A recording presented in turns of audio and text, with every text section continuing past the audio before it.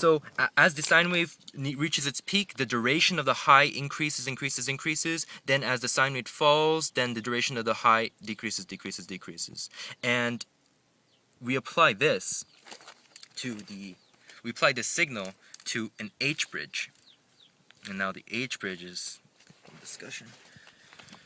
Okay, so how an H bridge works is you have two essentially like switches, electric switches.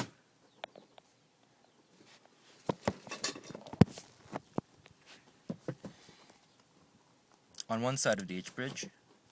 Then you have a load here.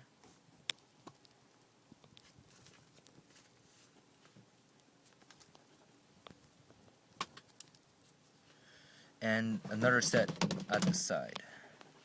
Another pair of transistors, another pair of switches at the other side.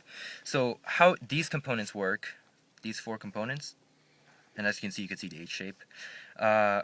When you apply sufficient enough signal at the gate, so there's three ends I can see, 1, 2, and 3. If you apply sufficient enough voltage here, then this switch will activate, allowing current to flow as like that. So if you so this is the second step. So this is the trigger. So 2 is the trigger. So 1, you allow a sufficient current through sufficient voltage to go in this direction from the gate to the source, and that's what these are called. That's the gate, that's the source, and that's the drain.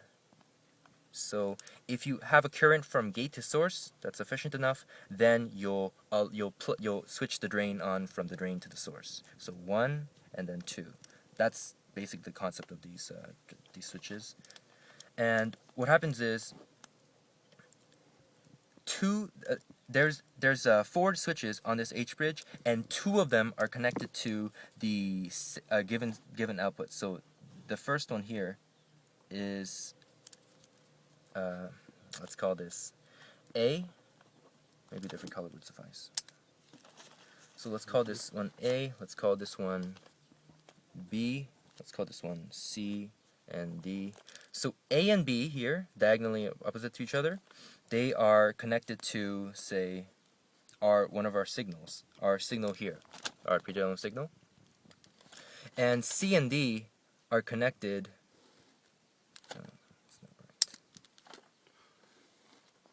C and D are connected to signal 2, where signal 2 is the reverse of our output here. Yeah. Now you see? Mm-hmm. Now you see what I mean? Yeah. So when this PWM graph is at its high, then the signal 1 is at its high, and hence these 2 switches activate. Yeah. Allowing the voltage from here to get to these 2 switches and into the load. Right. So right. Mm-hmm. So can you finish in 2 minutes? Yes, I can. And then because we have the signal 2 connected to the inverse of this pulse modulation graph, then when this is low, it'll actually activate the other pair of switches we had in this H bridge. And hence you're going from H to L. H to L. You're driving the load through either H or through L. Exactly. So output overall is a square? Output overall is it's a square wave of changing. It's a square wave. Mm-hmm. But it's not the frequency changes. But the frequency changes dramatically. Yeah. And that's why you have to. So you get an output. Just to confirm. Yeah, that's how you switch the frequency. So this is the frequency regulation of what? Oh, the frequency is determined by. I mean, you can take this pulse modulation graph and get the exact same output, except this is now in a higher peak voltage. This is like, say, 170 volts. Our end product here is what? Our end product is RMS root mean square voltage, that is approximately 120 volts alternating current, and then of course at 60 hertz. At 60 hertz. Or 50, depending on. Or 50, yeah. It depends on what kind of output frequency we set beforehand. And we can change the voltage for our friends. And in the next lesson, we'll learn how to do that for a pure sine wave.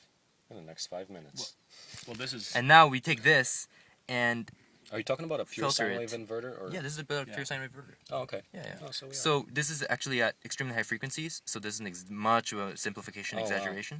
So then you put this through a filter, and now I don't have the specific end of filter, but filter makes so that you actually get, you store the energy that's supposed to be in the peaks of these sine wave, peaks of these square waves, Okay. such that you get actually Excellent. That's 60 or 50 with a hertz. peak of 170, and hence that the RMS is approximately 120 volts AC, which is what we want. and the advantages of this is Okay. we have Thanks, very, Yunso. very high efficiency.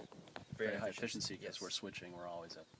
Yeah, yeah. The higher switching the okay. So one of the major things that you have to discuss is the higher the switching frequency, the more efficient the Closer to the sine wave. the gets closer the sine. sine wave gets to the pure sine wave, but we have higher switching losses. But that's actually a longer discussion than I have for right now. Thank you. Yes.